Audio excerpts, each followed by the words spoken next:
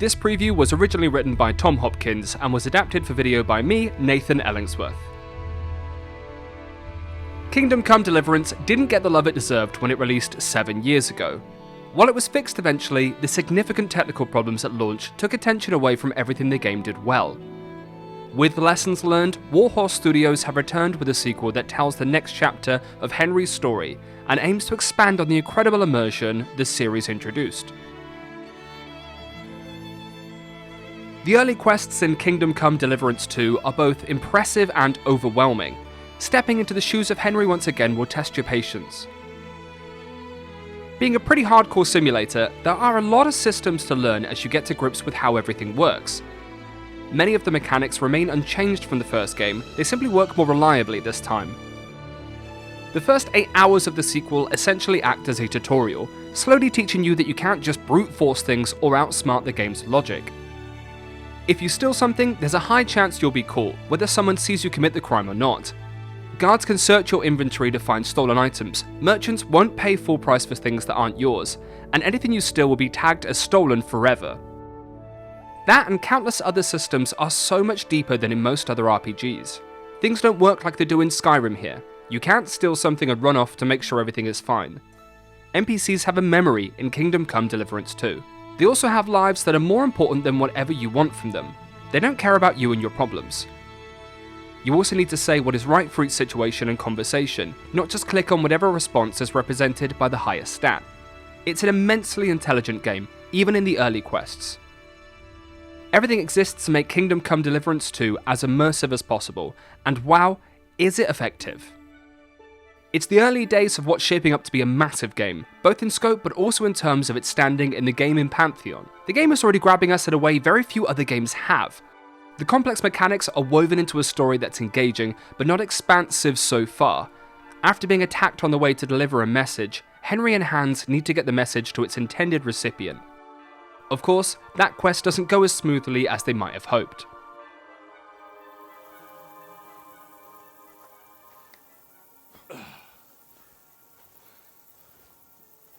So now what?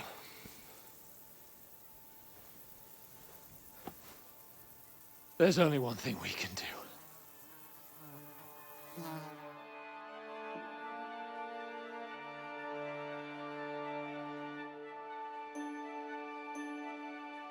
We're sure the story will become more expansive and consequential in time, but the writing maintains its outstanding quality from the first game that quests of any nature are fun. Whether it be meeting a perennially drunk hunter, a ram with an unhealthy obsession with carrots, or a mysterious hermit hiding from civilization, each and every character is interesting. You also need to treat them all differently to get what you want from them. There's personality in every character that goes beyond how they speak and what they do for a living. Every side quest, conversation, or main quest is spectacularly deep. We even completed a quest that had a Part Z, having started at A. These aren't 10-minute fetch quests. You can expect to spend at least a couple of hours at a time on some quests. Where can I find work here? First, you gotta carry them sacks for me, so don't bother looking anywhere else yet. But otherwise, you can find work anywhere. You just need to keep your eyes open and not be afraid to ask.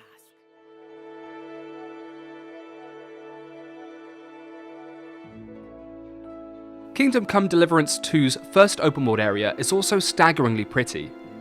The medieval villages and lush forests are incredibly detailed and a joy to explore.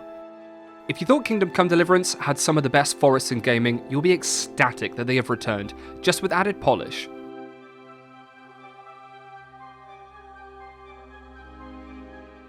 The sound design from the original was also some of the most accurate and captivating work we've heard in an RPG, and the sequel is no different.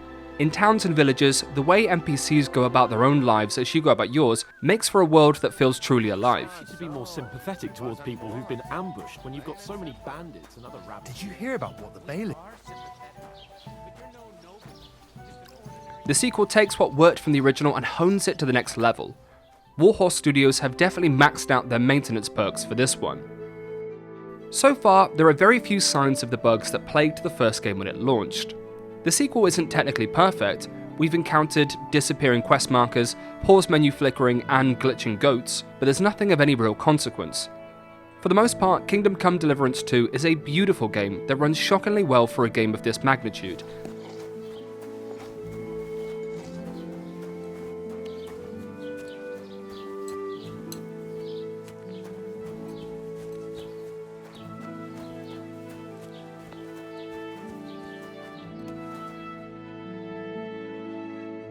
We keep thinking about the interplay of systems and mechanics that underlie everything.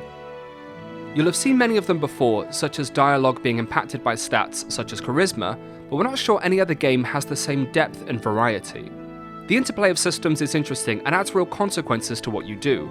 We even deliberated for 10 seconds over whether to steal one thing, considering whether we could sell it and whether it was worth the hassle. Have we slept enough?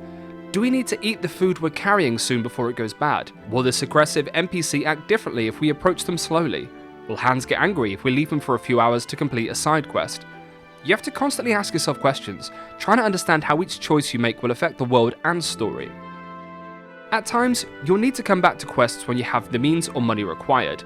You need to act correctly in certain places at certain times of the day so that you don't arouse suspicion. Kingdom Come Deliverance was ambitious in its complexity, and the sequel is no different. It's such a smart recreation of how life works, making for an enchanting experience. But there are moments when the mechanics trip over themselves. We've had guards let us off one second and then get angry the next as if they've never met us, and conversation choices don't always have the tone we expected.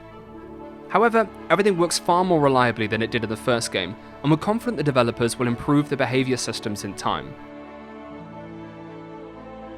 When it comes to combat, we're yet to really see any complexity to it. In the early sections, you're taught how targeting one of 4 parts of an enemy's body works, as well as how to block and counter, but that's about as far as it has gone.